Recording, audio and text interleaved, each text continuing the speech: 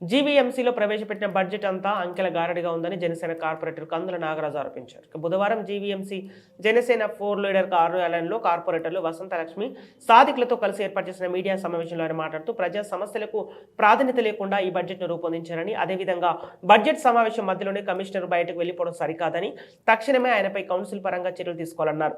వార్డుల్లో అభివృద్ధి జరగకుండా కేవలం అభివృద్ధి అంతా మేయర్ వార్డులోనే జరుగుతుందని ఆరోపించారు. కలెక్ట్ చేస్తున్నారు, ఓకే.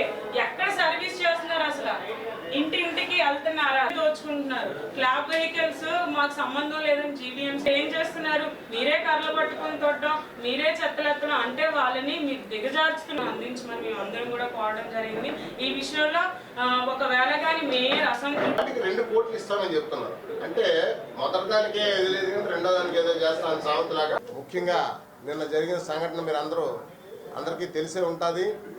మరి ప్రత్యేకించి ఏదైతే కౌన్సిల్లో బడ్జెట్ ప్రవేశపెట్టారో ఆ బడ్జెట్ ప్రవేశపెట్టింది మేము జనసేన పార్టీ నుండి తీవ్రంగా దాన్ని మేము ఖండిస్తూ మేము ఎట్టి పరిస్థితులు ఆమోదం ఇవ్వట్లేదు, ఆమోదపరచలేదని మేము తీవ్రంగా చెప్పడం జరిగింది.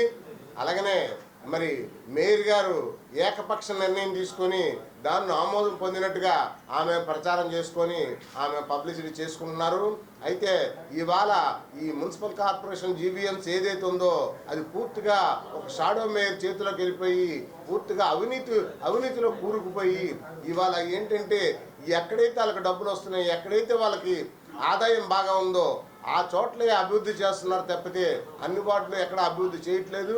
మరి ముఖ్యంగా జనసేన పార్టీకి సంబంధించి జనసేన కార్పొరేటర్లకి అసలు ఎక్కడ అవకాశం కల్పించట్లేదు. మేము అడగడం తాలూకా అరణ్యరోధన అయిపోతుంది తప్పితే ఎక్కడ ఏ కార్యక్రమం కూడా జరగట్లేదని మేము తెలియజేశాం. అలాగనే మరీ ముఖ్యంగా మరి నేను ప్రతిసారి కూడా ఆమెకి నేను గత కౌన్సిల్ మీటింగ్లో కూడా చెప్పడం జరిగింది. మరి అనేక సందర్భాల్లో మనం కౌన్సిల్లో తీర్మానం చేస్తున్నటువంటి అనేక అంశాల్లో మరి వేలాది కోట్ల రూపాయలు మనం తీర్మానం చేస్తున్నాం. మరి తీర్మానం చేసిన తర్వాత ఆ వర్కులు జరుగుతున్నాయా లేదా, జరిగితే ఏ స్టేజ్లు ఉన్నాయి, అసలు ఎందుకు ఆగుతున్నాయి, లేకపోతే ఆగడానికి కారణం ఏంటి, లేకపోతే కొన్ని చోట్ల ఎందుకు డెవలప్ అవుతుంది. మరి అలాగనే మేమేమో పూర్తిగా వ్యతిరేకిస్తూ ఈ బడ్జెట్ని మేము ఆమోదించట్లేదని చెప్పడం జరిగింది.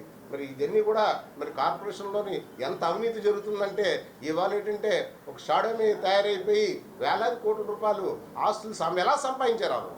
ఈ ఒక కార్పొరేటర్గా వాళ్ళు గెలిచి ఒక కార్పొరేటర్ ఉన్నటువంటి వాళ్ళు ఇవాళ కోట్ల రూపాయల ఆస్తులు ఎలా సంపాదించుకున్నారు, ఎక్కడి నుండి వచ్చాయి, ఇంత అవినీతి ఎలా జరుగుతుంది. మరి ఇవాళేమో ఈ రాష్ట్ర ప్రజలందరూ కూడాను మరి ట్యాక్సులు కడుతున్నారు. ట్యాక్సులు కడుతుంటే ఆ ట్యాక్సులతో మిగతా వాళ్ళందరూ కూడా ఎంజాయ్ చేస్తారా? ఇవాళ రోడ్డు మీదేమో మనకేమో విశాఖపట్నం అనేసరికి బ్రహ్మాండంగా ఒక టూరిజం స్పాట్, ప్రతి చోట నుండి ప్రతి రాష్ట్రాల నుండి కూడా విశాఖపట్నం ఈ పండగ సమయం ఈ టైంలో అందరూ కూడా వచ్చి విశాఖపట్నంలో ఓ 4 రోజులు ఉండాలనుకుంటారు. మరి ఇవాళ రోడ్ల మీదకి వస్తే రోడ్లు దుర్గంధం అయిపోయి చెత్తారంతో పూర్తిగా అక్కడ నిండిపోయింది. అటువంటి పరిస్థితిలో మరి ఒక్కసారి ఆలోచన చేయండి అంటే సస్పెండ్ చేస్తారు, క్వశ్చన్ ఇస్తే సస్పెండ్ చేస్తారా, ఎంతవరకు ఇది కరెక్ట్ అనేసి మేము పత్రికా ముఖంగా అడుగుతున్నాం. అలాగనే మరి ముఖ్యంగా మరి రాష్ట్రంలో అసలు ప్రజాస్వామ్యం ఉందా లేదా అన్న పరిస్థితిలో ఏర్పడుతుంది. ఎక్కడ చూసినా సరే అవినీతి, ఎక్కడ చూసినా సరే దారుణం, ఎక్కడ చూసినా సరే దాచుకోవడం అయిపోతుంది. ఇవాళ ఈ కార్పొరేషన్ పూర్తిగా కబ్జా కోర్ల చేతులకు వెళ్ళిపోయింది. మరి నాదేమో 32వ వార్డులో మరి 22 అక్టోబర్ 4వ తారీఖు కౌన్సిల్ మీటింగ్లో 82 లక్షల రూపాయలతో అల్లిపురం 32వ వార్డు చదవతోటలో ఒక కళ్యాణ మండపం కట్టడానికేమో ఆమోదిస్తే ఈ రోజుకి 2 సంవత్సరాలు పూర్తయింది. ఇప్పటి వరకు కూడా దాన్ని పట్టించుకోవట్లేదు, అడిగితే చేయడం లేదు. భీమనగర్లో అలాగే ఆర్చీలు మొదలు పెడితే అది కూడా పూర్తి చేయలేకపోయారు. ఎందుకని అడిగితే దానికి సమాధానం ఉండటం లేదు. మీరు చేయించుకోవాలంటారు అంటే మేము కమిషన్లు ఇవ్వాలి, వాళ్ళకి కమిషన్లు ఇస్తే చేస్తారా అంటే మేము కూడా కార్పొరేట్లు కూడా కమిషన్లు ఇచ్చుకోవాల్సిన పరిస్థితి ఏర్పడ్డదా? కమిషన్లు కక్కుతుపడి ఇవాళ ఏంటంటే మేయర్ గారు మరి పూర్తిగా కూడాను ఒక షాడో మేయర్ చేతిలోకి వెళ్ళిపోయి ఆ షాడో మేయర్ ఎలా చెప్తే అలా చేసి వాళ్ళకి కావాల్సిన చోట్ల మాకు అభివృద్ధులు జరుగుతున్నాయి.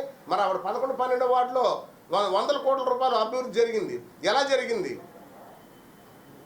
దీని మీద మరి నిన్న మా ఫ్లోర్ లీడర్ వసంతలక్ష్మి గారు కానీ, మా కార్పొరేటర్ సాదిక్ గారు కానీ, దల్లి గోవింద్ గారు కానీ మేమందరం కూడా నిలదీయడం జరిగింది. దాని మీద సరైన సమాధానం లేదు, చెప్పకుండా మధ్యలో లేచి వెళ్ళిపోవడం. గతసారి కూడా మా కౌన్సిల్ మీటింగ్లో మేమేమో 0 అవర్ అడిగితే లాస్ట్ మినిట్ వరకు ఇస్తామని చెప్పి చంటి పిల్లలను మోసం చేసేటప్పుడుగా చేసినట్టుగాను అందరినీ సడన్గాను వదిలేసి ఆవిడ మధ్యలో లేచి వెళ్ళిపోతారా?